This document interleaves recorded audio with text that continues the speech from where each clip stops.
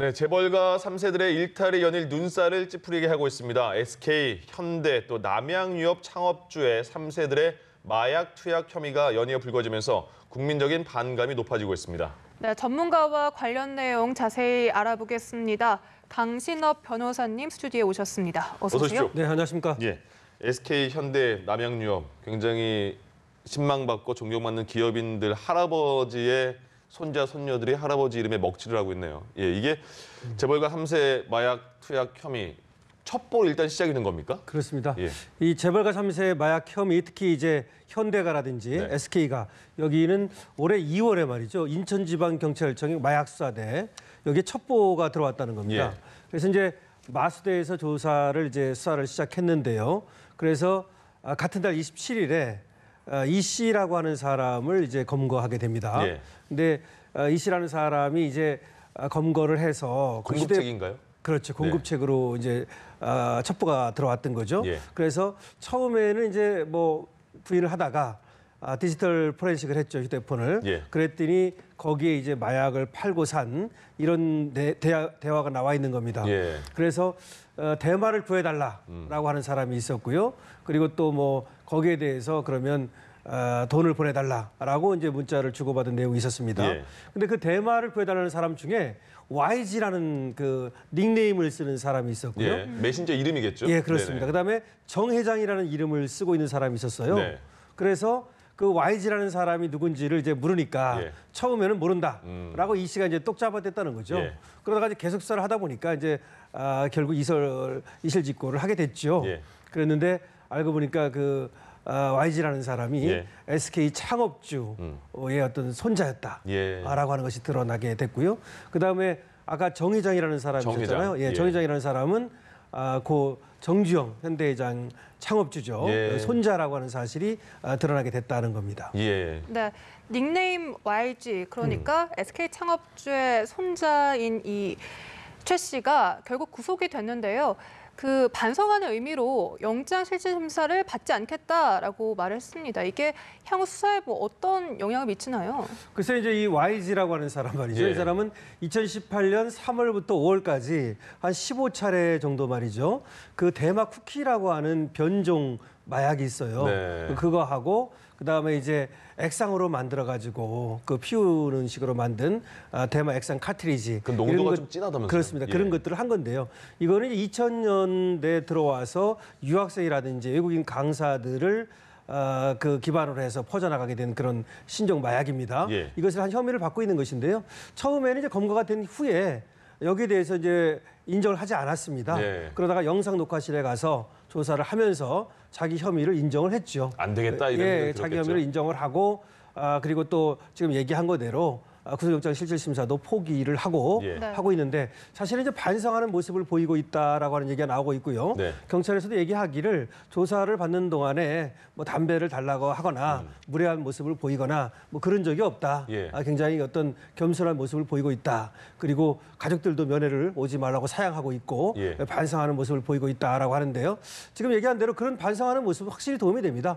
그리고 지금 이제 초범일 것 같으면은 아무래도 이 대마 같은 경우에 말이죠. 또 필로폰하고 코카인보다는 좀 약하게 봅니다. 예. 그래서 반성을 충분히 하게 된다면 사실은 뭐 집행유예 가능성이 충분히 있거든요. 예. 근데 그런 것들을 염두에 뒀다고도 볼 수 있겠습니다. 그러면 이게 어쨌든 말씀하신 것처럼 네. 경찰도 이런 겸손한 모습에 굉장히 의외였다 이렇게 표현을 했잖아요. 그 의외였다고 표현을 하고 예, 있습니다. 그러면 말씀하신 것처럼 이게 정말 죄를 저질렀고 반성을 네. 해야 되는 게 맞는데 네.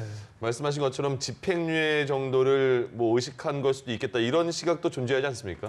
맞습니다. 이번에 이제 구속영장 심사를 포기한 거 예. 이것이 이제 얼굴을 드러내지 않기 위해서 그런 것이 아니냐 이런 얘기도 나오고 있고 예. 그다음에 또 지금 얘기하는 것처럼 반성하는 모습을 보임으로써 나중에 이제 집행유예라든지 이런 가벼운 처벌을 받기 위한 것이 아니냐라는 얘기 나오는데요. 예. 충분히 그럴 것으로 보고요. 다만 이런 것 같습니다. 이제 이 YG라는 사람하고 예. 그다음에 정 회장이라는 사람 그러니까 두 SK와 현대가의 손자들이죠. 이 사람들은 외국에서 유학을 하면서 만난 사이라고 합니다. 예. 그러면서 외국에서 아마 이 대마를 손을 대게 된 것 같은데 지금 들어와 가지고는 상당히 이제 후회하는 모습도 보이고 있는 것 같고요.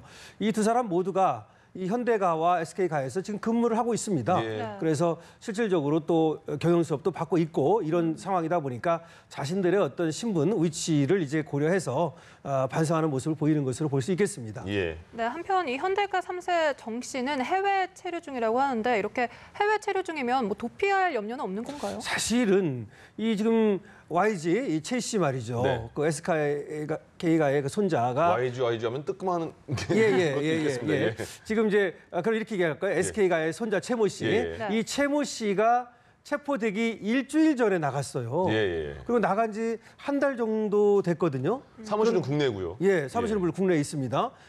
이 현대가 계열사의 상무로 지금 근무를 하고 있습니다. 그래서 안 들어온다는 걸로 보면, 그 나간 걸로 보면은 사실은 도피 혐의도 좀 있지 않나라는 생각은 드는데요. 그래서 일단 이제 들어오도록 경찰에서는 얘기를 하고 예. 만약 계속해서 안 들어오면 인터폴에 적색 수배령을 내리겠다라고 얘기하는데요. 예. 경찰에서는 다만 자기의 생활 기반과 업무 기반이 모두 한국에 있다. 그래서 들어올 것으로 예상한다. 예. 이렇게 보고 있습니다. 예. 자, 이번에는 굉장히 논란이 많이 되고 있죠. 남양유업의 3세 이제 실명까지 공개가 됐습니다. 황하나 씨인데 서울대 정신과 병동에 입원한 상태에서 체포가 됐습니다. 네. 자, 그러면 황하나 씨는 마약 투약한 혐의를 일부는 인정을 했다. 여기까지는 나왔는데 앞으로 어떻게 진행이 될까요? 오늘 오후 3시에 예. 영장실질심사가 열립니다. 네. 지금 4일날 체포가 됐지요. 사실은 이제 황하나 씨에 대해서는 버닝썬 사태부터 계속해서 이름이 나오기 시작했고요.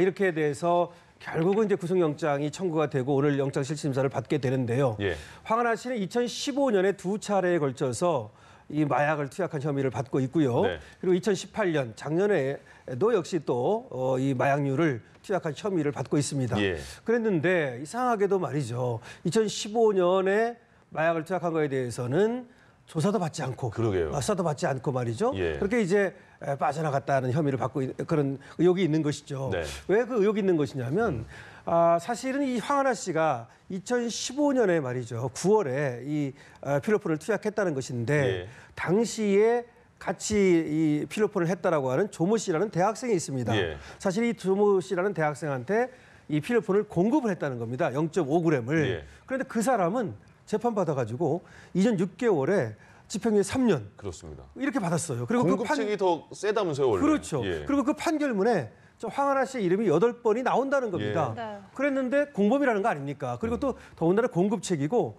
사실은 황하나 씨가 이 투약까지 네. 주사까지 찔러줬다고 합니다. 예. 그런데도 불구하고 하여튼 수사도 안 받고 경찰에서는 무혐의 송치, 예. 검찰에서는 무혐의 처분 이렇게 됐었단 말이죠. 그래서 이제 이번에는 이제 다시 이제 또 수사를 세 번째 이제 받게 되는 것인데요. 네. 사실 2011년에도 한번 또 대마를 한 적이 있습니다. 그래서 이제 이번에는 어떻게 될 건지 지켜봐야겠습니다만은 사실은 지금까지 혐의라든지 그다음에 증거인멸의 우려, 그다음에 도주의 우려, 또 병원에 입원했었잖아요. 예. 뭐 그런 거 보면은 구속영장이 발부되지 않겠는가 이런 어떤 관측이 있습니다. 예. 네. 공급책이고 판결문에 여러 차례 등장했지만 수사를 받지 않았습니다. 네. 황하나 씨가 계속해서 또 이런 발언도 논란이 됐거든요. 뭐 아버지가 경찰청장과 베프다, 친한 친구다 이런 발언을 하면서 또 유착 의혹이 제기가 되고 있습니다. 어떻게 보고 맞습니다. 계십니까? 이거는 유착 의혹이 굉장히 제기가 되고 있는 것이죠. 이번에는 경찰청장이 아니라 정말 경찰청장을 예, 언급했습니다. 맞습니다. 경찰청장이 아니라 경찰청장하고 외삼촌하고 자신의 아빠가 베프다. 예. 베프도 개 베프라고 쓰는 말이 있어요. 예, 앞에 아주 절친한 친구다. 강조를 했죠. 예, 예. 그렇게 강조를 해서 썼는데요. 그랬는데 어쨌든 그것이 인과관계가 확실히 있는지는 밝혀지지 않았으나 예. 어쨌든 간에 경찰에서 다른 사람들은 조사받는데 이 사람 조사도 안 받고 예. 그다음에 그렇게 확실하게 증거가 있고 공범이 처벌됨에도 불구하고 빠져나갔단 말이죠. 네. 그렇기 때문에 거기에 대해서 의혹이 있는 것이고요. 이번에 그래서 그 당시에 누가 과연 황하나를 비호한 세력이 있는지를 수사하겠다는 것이고요. 예. 수사가 잘 될 것으로 보고 반드시 잘 돼야 될 겁니다. 알겠습니다. 요새 경찰과의 유착 의혹이 있는 사건들이 계속 연달아 나오고 있는 것 그렇죠. 같습니다. 네, 예. 너무나 많습니다. 그렇습니다. 다음으로 넘어가겠습니다. 김학의 별장 성범죄 의혹 사건에 대해서 여쭤보려고 하는데요. 예전에는 불과 얼마 전까지만 해도 이 언론사에서도 다 김학의 별장 성접대 사건 이렇게 했는데 지금 이제 별장 성범죄 사건으로 대부분 바꾼 것 같습니다.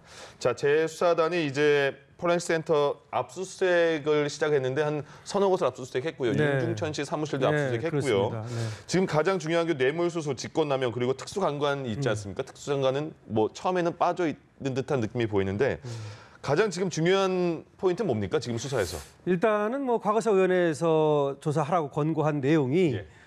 뇌물입니다. 네. 그리고 이제 관련 경찰이나 검찰의 직권 어떤 남용이라든지 그다음 네. 민정 라인이라든지 이런 데 어떤 직권 남용이 있는지 뭐 이런 겁니다. 근데 물론 그것과 관련해 가지고 이 성접대 이 성폭행 의혹에 대해서도 당연히 조사를 하고 있는 것이죠. 예. 그래서 지금 이제 김학의 수사단에서 김학의 씨의 집과 사무실, 윤중천 씨의 집과 사무실, 네. 금방 얘기한 것대로 경찰청의 디지털 포렌식하는 그 과 이런 데를 모두 지금 압수수색을 들어갔죠. 이 얘기는 결국은 김학의 이 수사에 대해서 뇌물이 있었는지를 보겠다는 것인데요. 그래서 예. 계좌 추적도 지금 들어갔습니다. 네. 이거를 보겠다는 얘기고 그 다음에 또 이제 성폭행 의혹 여기에 대해서도 보겠다는 얘기고 예. 그리고 이 성폭행이라든지 뇌물이라든지 이런 것들을 봐준 의혹에 대해서도 수사하겠다는 겁니다. 네. 이것을 이제 분명히 보여주고 있는 것인데요.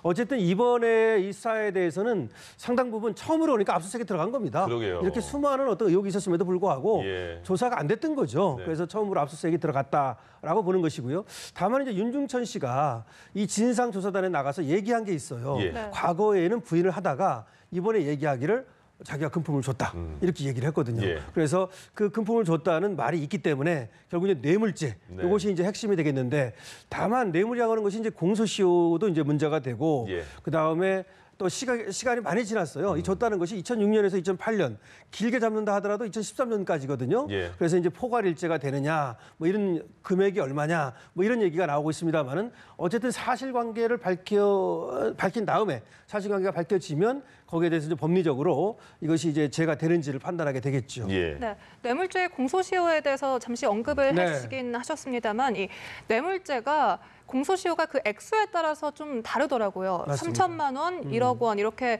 형이 더 가중이 되던데 좀 더 자세히 설명을 예, 좀 설명을 부탁드릴까요? 드리면요. 형법상의 뇌물죄는 3천만 원 이하입니다. 예. 네. 이 3천만 원 이하는 공소시효가 7년입니다. 네. 그리고 특가법으로 가게 되면은 3천만 원부터 1억 원까지는 공소시효가 10년입니다. 예. 그리고 1억이 넘으면 공소시효가 15년입니다. 네. 자, 그래서 뭐가 중요하겠습니까? 지금 이것이 2006년인지 8년인지 모르겠습니다만 지금 예. 2019년이란 말이죠. 그래서 만약에 7년으로 보면 다 지나가 버린 거 아닙니까? 만약에 7년으로 그렇습니다. 본다면 그러니까 이미 끝난 거죠. 3천만 원 예. 이하라면 말이죠. 근데 3천만 원에서 1억이라면 10년이라 그랬잖아요. 제가 공소시효가. 그러면 2009년까지가 이제 공소시효가 지금 2019년이니까 예, 말이죠. 되는 거고. 만약 1억이 넘으면 아직 뭐 15년이니까 넉넉한 거고. 예. 이렇게 됩니다. 그래서 전체 액수가 이제 얼마인지를 봐야 되고요. 그다음에 사실은 뇌물죄는 하나하나가 하나의 죄이기 때문에 예. 만약에 100만 원 주고 100만 원 주고 100만 원 주고 이렇게 여러 차례 나눠줬잖아요. 네. 그럼 원래는 이걸 다 합치는 게 아니에요. 예. 그러면 그 앞에 건 다 공소시효가 지나고 뒤에 것만 남을 수가 있고 아, 이렇게 되는 것이죠. 네네. 그런데 이제 법리적으로 뇌물죄는 포괄일죄라는 게 있어서 하여튼 뭐 시간적으로 장소적으로 연속성이 있고 뭐 범죄의 어떤 동일성이라든지 고의의 뭐 고의가 하나라든지 예. 하여튼 이런 것이 있으면 포괄일죄라는 게 있는데 그러면 이제 그때까지 한 걸 다 합쳐가지고 마지막에 준 날로 따지거든요. 예. 그래서 이제 그런 경우에는 사실은 아직 이제 공소시효가 남아있지 않느냐 뭐 이런 얘기가 나오는데 그걸 아주 앞으로 좀 두고 봐야 됩니다. 그렇군요. 그러면 마지막으로 김학의 사건과 관련해서 재수사단이 네. 가장 핵심적으로 공격하는 포인트, 뭐 파헤칠 부분은 뭐가 있다고 보십니까? 저는 그렇게 봅니다. 사실은 지금 진상조사단에서 예. 그리고 과거사위원회에서 뇌물죄를 이제 권고를 했지만 예. 뇌물보다는 사실은 성폭행이 준 거죠. 네. 뇌물이라고 하는 것은 어떻게 보면 그것도 뭐 있으면 당연히 밝혀야 되겠지만 이제까지 드러나지 않았던 부차적인 것이고 예. 정말 중요한 건 성폭행 아닙니까? 예. 그래서 김학의 그 별장이라는 곳에서 무슨 일이 있었는지 그리고 그 피해를 당한 사람들이 어떤 피해를 당했는지 이걸 반드시 밝혀야 되는 것이죠. 예. 예를 들어서 이제 우리가 특수강간이다 뭐 이런 얘기 하지 않습니까? 네. 그래서 그 부분에 대해서도 확실히 밝혀야 되고요. 예. 그걸 밝히면서 물론 이제 금품에 대해서도 주고받은 금품 내역을 밝히고 그 대가성 여부를 밝혀서 결국은 뇌물죄가 되는지 뭐 특수강간이 되는지 하여튼 나오는 대로 처벌을 해야 된다 이렇게 봅니다. 예, 알겠습니다. 여기까지 하겠습니다. 지금까지 강신업 변호사와 함께했습니다. 고맙습니다. 네, 고맙습니다. 예.